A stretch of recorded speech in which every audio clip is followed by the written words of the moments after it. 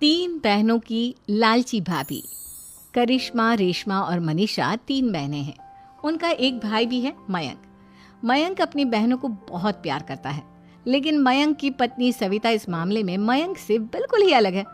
वो अपनी ननदों का जितना बुरा कर सकती है उतना बुरा करती ही रहती है और अपनी ननदों पर हुक्म भी चलाती है। करिश्मा, करिश्मा, तुमने अभी तक नाश्ता नहीं बनाया? तुम्हारे भैया को ऑफिस जाने में देर हो रही है। हाँ भाभी, बस अभी बनाती हूँ। करिश्मा, तुम ये ढीलापन छोड़ दो। कल को पराये घर जाना है।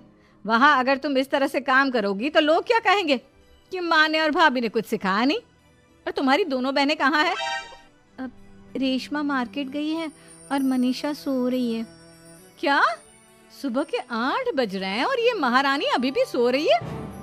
ये कहते हुए सविता अपनी सास दुर्गा देवी के पास जाती है। माँ जी, देख रही हो अपनी बेटियों के तौर तरीके? क्या हुआ बहू, सुबह सुबह क्या कर दिया मेरी बेटियों ने? अरे एक तो अभी अभी उठकर किचन में गई है, दूसरी सुबह सुबह बाहर चली गई और तीसरी अभी तक सो रही है। क्या करूं मैं इन तीनों का? मैं तो परेशान हो गई हूँ।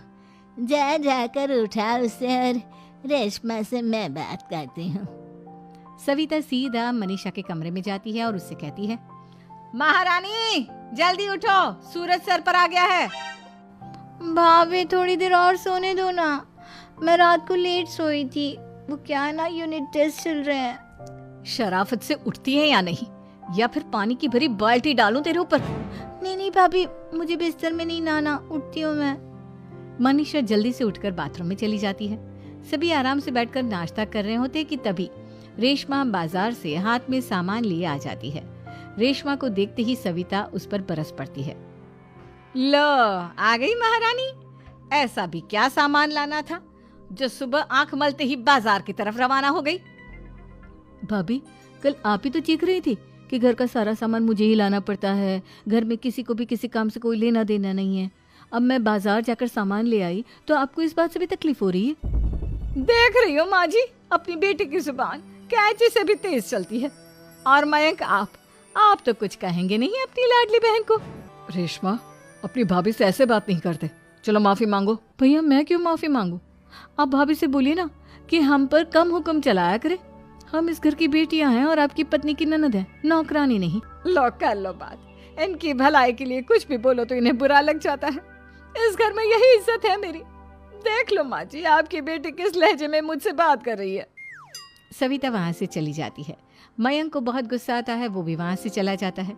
फिर करिश्मा रेशमा को समझाती है, रेशमा, तुम्हें भाभी से माफी मांग लेनी चाहिए थी ना। लेकिन दीदी, मैंने कुछ किया ही नहीं, तो मैं माफी क्यों मांगू? हाँ करिश्मा दीदी, रेशमा दीदी जैसे ही घर में आई भाभी ही उन पर चिल्ला रही थी। हाँ, मैं मानती हूँ कि गलती भाभी की थी। मैं तो इसलिए बोल रही हूँ कि भाभी ने माँ को तो पूरी तरह अपने वश में कर लिया है। वो हमारी बात सुनती ही नहीं। मयंक भैया हमारे लिए हमेशा खड़े रहते हैं, इसलिए उनकी बात का मान तो तुम्हें रखना चाहिए था ना। कोई फायदा नहीं दीदी, कुछ दिनों की बात और है, भाभी उन्हें भी हमारे खिलाफ भड़का देंगी। फिर वो भी माँ की तरह हमारी किसी बात का विश्वास नहीं करेंगे। इसी तरह सविता अपनी तीनों ननदों को किसी न किसी बात पर परेशान करती रहती थी। एक दिन मयंक अपनी तीनों बहनों के लिए गिफ्ट लाया। करिश्मा, ये तुम्हारे लिए हार का सेट। रेशमा, तुम्हारे लिए सुंदर सी ड्रेस। और मनीषा, तुम्हें किताबें पसंद है ना, तुम्हारे लिए किताबें लाया हूँ। थैंक यू भैया। थैंक यू भैया। थैंक यू भैया।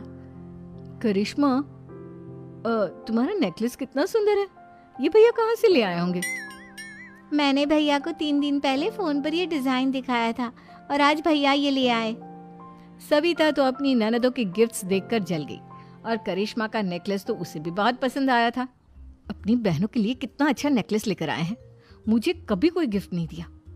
मैं आज ही ये हार चुरा लूंगी। रात में सविता करिश्मा का हार चुरा लेती है और इसी तरह उसे अपनी ननदों की जो भी चीज अच्छी लगती वो उसे मांगती नहीं, बल्कि रात के अंधेरे में चुरा लेती। इसी तरह दिन बीतते गए और सविता ने मयंक के दिल में भी उसकी बहनों के लिए नफरत पैदा कर दी। एक दिन मयंक ने करिश्मा और रेशमा के लिए रिश्ता देखा और ये बात उसने घर में सबको बताई।